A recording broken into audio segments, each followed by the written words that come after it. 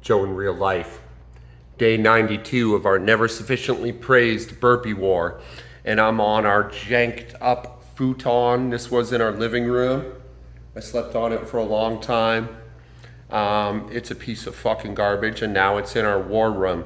Interestingly, it was not even remotely suitable for our living room, but down here in the war room, it feels ideally comfortable. I love it. I love it. It's right at home with our bikes. Look at this guy. It's great. What a great addition. So yesterday I ran 4 miles. A long run for me. Not an especially long run across the board, but for me it was pretty long. And I had a really bad time. My last mile was awful. Come to find out after the fact, with the heat index, it was 112 yesterday. So that was some comfort to me. It at least explains why I ran so badly. Nonetheless, I didn't keep a 10-minute a mile pace, so I'm on punishment, which means today, instead of my usual 1 mile recovery run, I now have to run 2. Those are the rules. If you don't follow your own rules, don't write rules. That's how that goes. Then I got 92 burpees, and I think I have to do at least 2 greasy spoons today. I might try for 3. I only did 1 yesterday. That run really sapped the shit out of me. So yeah, that's the plan for today. Stay tuned for that. Well, I just finished my candy ass 2 mile run. My punishment, as pathetic though it is. It's in the low 90s here at just before noon, Savannah, Georgia.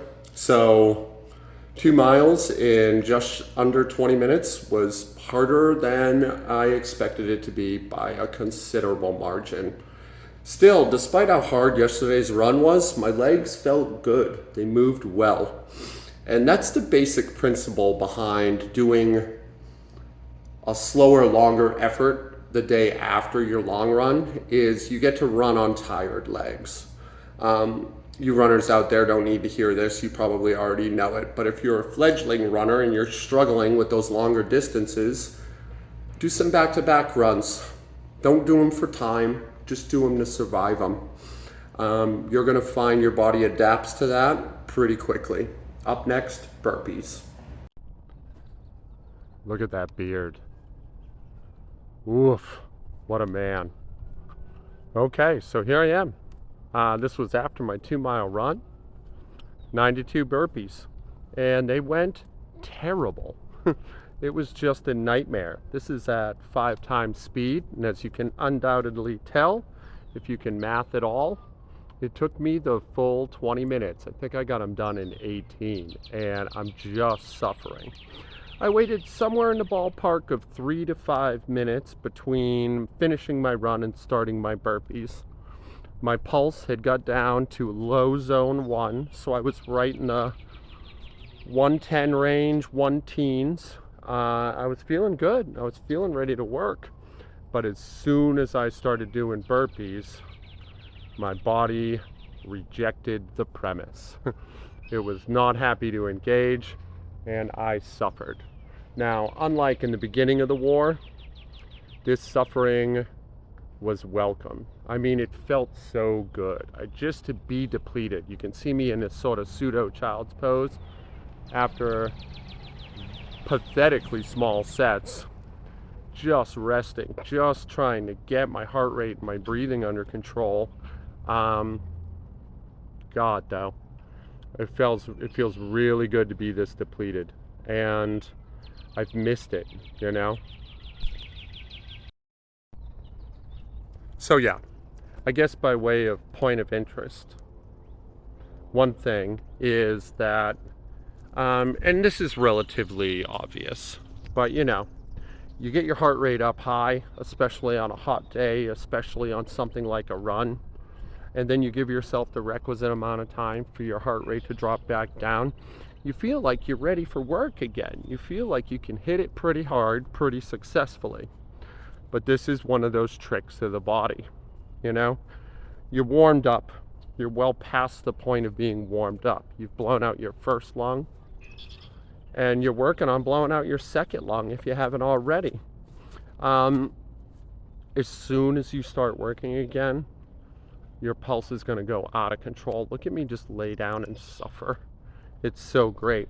So you have to put a little bit of fat on the program for that. You can't just be like, oh, what's the matter with me? Am I got my heart rate back down? Why can't I go? That's not the way the human machine works. And it will not tolerate you bullying it, you know? Now, this being said, I'm a man smack dab in his 40s. If you're in your 20s, if you're in your teens, obviously you can get away with more. But even that, even with the advantages of that, which are pretty extreme, I mean, from my perspective, if you're in your late teens, early 20s, you're essentially on performance enhancing drugs, the drugs that nature supplied for you. In comparison to what I can do, for sure, you know, but you still have to build in that allowance. You have to have, in my opinion, maybe only a certain amount of forgiveness just ingrained and just ready to go preemptively. Don't do the exercise and expect the forgiveness to come. Like, start with that in your mind.